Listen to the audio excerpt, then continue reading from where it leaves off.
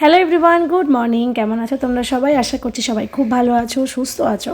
আমিও খুব ভালো আছি। আমার চ্যানেল বিউটিস বিউটিফুল লাইফে নতুন একটা ভিডিওতে তোমাদের সকলকে অনেক স্বাগত জানাই। আজকে ভিডিওটা শুরু করেছি আমাদের এই বাড়ি থেকে, মানে আমার বাবার বাড়ি থেকে। এখন ঘড়িতে বাজে ওই 7:30 মতো। ঘুম থেকে উঠেছি ভোর 4:30 সময়। তো আজকে হচ্ছে শ্রাবণ মাসের দ্বিতীয় সোমবার, আর শ্রাবণ মাসের দ্বিতীয় সোমবার মানেই আমাদের বাড়িতে মহাদেবের পুজো। এটা নিয়ে তৃতীয় বছর আমাদের বাড়ির পুজোর। তবে জানো তো, এই বছর একটা সময়ের পর এমন পরিস্থিতি হয়েছিল বাড়িতে, ভেবেছিলাম এবারে পুজোটা হয়তো ক্যান্সেল করতে হবে। সেই মতো রান্নার লোককে বলেও, অ্যাডভান্স দিয়েও তাকেও ক্যান্সেল করে দিতে হয়েছে। আসলে ওই যে মায়ের অসুস্থতা একটা সময় পরে এমন পর্যায়ে গিয়েছিল যে সেই সিদ্ধান্তটা আমরা নিয়েছিলাম যে এবছর পুজোটা হবে না। তারপরে মা আস্তে আস্তে রিকভার করে, মা অনেকটা সুস্থ হয়। তো তারপরে আমরা সিদ্ধান্ত নিই যে না, যেহেতু তৃতীয় বছরের পুজো বন্ধ করব না, খুব ছোট্ট করে হলেই করব। সেই মতোই এবছরের পুজোটা ছোট্ট করে হচ্ছে, তবে মজা হচ্ছে ভরপুর। তো একদম কাছের লোকজনদের নিয়ে পুজোটা হচ্ছে, মানে একদম যাদের না বললেই নয় তাদেরকে নিয়ে। যেমন দেখতেই পাচ্ছ, দুই দিদি এসেছে, মাসি এসেছে, আমি তো আছি। ওইদিকে তো পুজোর জোগাড় চলছে, কারণ দুটো পুজো হবে, একটা তো মহাদেবের পুজো হবেই, তার সাথে ঘরে হবে নারায়ণ পুজো। তো ওইদিকে পুজোর জোগাড় হচ্ছে, আর আমি এদিকে বাড়ির একদম শেষের যে ঘর, সেই ঘরে এসে বসেছি ভোগের রান্নাটা করতে। আর মাও যে একদম রেস্ট পাচ্ছে তা নয়, বাড়িতে একটা পুজো থাকলে তো বুঝতেই পারছো কিছু না কিছু করতেই হয়। আর আমি একদম এই ঘরে এসে বসেছি, তার কারণ নিরামিষ যত বাসনগুলো সব এই ঘরেই থাকে। আর মোটামুটি ছোট বড় মিলিয়ে তো 4-5খানা রুম আমাদের। তো এই রুমটায় বাচ্চা কাচ্চাদের আসার চান্সটা খুব কম। তো সেই জন্য একদম বাড়ির শেষের যে ঘর, সেই ঘরে বসে এখন আমি ভোগের রান্নাগুলো করছি। ভোগের রান্নার মধ্যে আছে 5 রকমের ভাজা, সুজি, লুচি, আর আরেকটা কী যেন একটা করেছিলাম। তো যাই হোক, সেইগুলো এক এক করে নিচ্ছি। সিঙ্গেল ওভেন তো, একটা একটা করে হতেও সময়ও লাগছে। তো এই যে এখানে বসে এখন করে নিচ্ছি। আর মাঝে মধ্যে বাচ্চারা কিন্তু এখানেও চলে আসছে, মানে একদম শেষের মাথার ঘরে এসে বসেও শান্তি নেই। যাই হোক, ভোগের রান্না কমপ্লিট হতে না হতেই কাকু চলে এসেছে, মানে ঠাকুরমশাই চলে এসেছেন।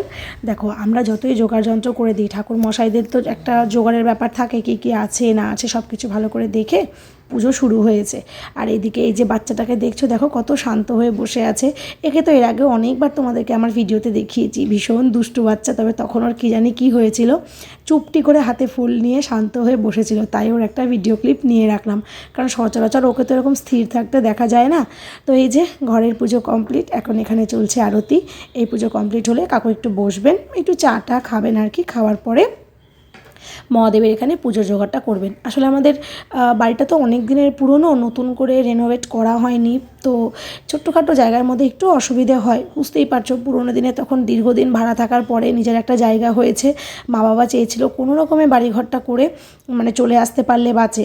তো সেই মতোই আর কি, খুব একটা প্ল্যানিং করে কি হবে না হবে সেইগুলো করা হয়নি। তো সেই মতোই জায়গা আছে, তবে সেগুলো ঠিকঠাক ইউজ হয়নি, এরকম একটা ব্যাপার হয়ে গেছে। তো এই বারান্দাতেই পুজো হচ্ছে প্রত্যেক বছরই। তো এবারও তাই হচ্ছে। আমরা আমাদের মতো যতটা পেরেছিলাম জোগাড় যন্ত্র করে রেখেছিলাম, আর বাকিটা তো কাকু নিজের মতো সাজিয়ে নিল। এখন এই যে বাবা বসেছে, এই বাবাকে দিয়ে কিছু একটা কাজ করানো হয়। বাবার ভিডিওটা এই কারণে নিয়েছি, বাবা উঠেছে আমাদের সঙ্গে সেই ভোর 4টের সময়। উঠে নিয়ে একটা সেকেন্ড বসছে না, টুকটুক টুকটুক করে এটা হয়নি ওটা হয়নি, এটা কর, তাড়াতাড়ি কর, এই কর সেই কর, মানে কাজের থেকে তাড়া দিয়ে যাচ্ছে বেশি। তো সবশেষে ওখানে যখন বসেছিল একটু শান্ত হয়ে, তো ভাবলাম বাবার একটা ভিডিও করে রাখি। এই হচ্ছে ব্যাপার। আর তোমরা তো জানোই মহাদেবের পুজো হতে, যেহেতু মূর্তি তুলে পুজো, একটু সময় লাগেই, ওই মোটামুটি 2-2.5 ঘন্টা সময় লেগেই যায়।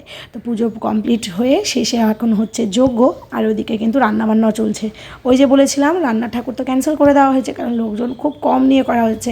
আমরা বাড়ির লোকজনরা খাবো, আর মানে আমাদের যারা একদম কাছের যারা লোক তারা এসেছে। আর পাড়াতে যখন প্রসাদ দেবো, তো তখন ঠিক করে যে প্রসাদের সঙ্গে একটু করে খিচুড়ি আর এই সবজি দেওয়া হবে। তো না রান্না তো আমি করিনি, মানে ওই আজকে রান্নাবান্নাটা কেমন মতো মিলিজুলি সরকারের মতো হয়েছে। যে যখন পারছে একটু একটু করে নাড়াচাড়া করছে, তবে বেশিরভাগটাই করেছে আমার দিদি, মানে আমার মামাতো বোন, সে করেছে। এখানে তো একটা সময় পর এমন হয়েছিল 3 জনে খুন্তি ধরে নাড়ছিলাম। তো এই হচ্ছে আজকে রান্নাবান্না, সব দিয়ে মেশানো একটা ওই ছ্যাঁচড়া বা লাবড়া টাইপের হয়েছে, লাবড়াই হয়তো বলে এটাকে। আছে ভুনা খিচুড়ি, চাটনিটা এত টেস্টি হয়েছে। চাটনিটা কিন্তু 4 জনের হাতে হয়েছে, মানে 4 জন মিলে রান্না করেছে। এখানে আছে সমস্ত প্রসাদ, মুখি, খই টই সব কিছু আছে। এখানে সুজি আছে। মাসি আর দিদিরা ওরা মিলে অলরেডি প্রসাদ দেওয়া শুরুও করে দিয়েছিল। আর এখানে এই যে বাচ্চাগুলো আছে, ওটা আমার দিদির মেয়ে, এটা আরেকটা দিদির মেয়ে। আসলে আমাদের দিদার বাড়ির ফ্যামিলিটা তো অনেকটা বড়, তাই প্রচুর আত্মীয় স্বজন, তাই তোমাদেরকে বললে তোমাদেরও হয়তো গুলিয়ে যাবে। যাই হোক, সন্ধেবেলা এসে ওই যে ডেকোরেশনের দাদারা এসে লাইটগুলো লাগিয়ে দিয়ে গেল, কালকে লাইটগুলো দিয়েছিল না। তো চলো এখন আমিও খাওয়া দাওয়া করবো। সারাদিন তো মোটামুটি ওই ফল প্রসাদের উপর ছিলাম, এখন সূর্য ডুবে গেছে, এখন আমি সেই লুচি আর এইগুলো খাবো। এমনি দিন তো আমি খাই না, তবে ঠাকুরমশাইগুলো যেহেতু অঞ্জলি দিচ্ছি, তো মহাদেবকে যেগুলো ভোগ লাগানো হয়েছে সেগুলো খেতে পারি, তো সেই জন্য এখন লুচি আর এই বেগুন ভাজা নিয়ে বসেছি। চলো তবে আজকের এই ছোট্ট ব্লগটা এখানেই শেষ করছি। জানি বাড়ির পুজোর ব্লগ হিসেবে খুব ছোট হলো, ছোটোখাটো আয়োজন, তাই ছোট্ট একটা ব্লগ। কেমন লাগলো তোমাদের জানিও। ভিডিওটা এই পর্যন্ত রাখছি, খুব ভালো দেখো তোমরা সবাই, আবার দেখা হবে খুব তাড়াতাড়ি। এখনকার মতো টাটা।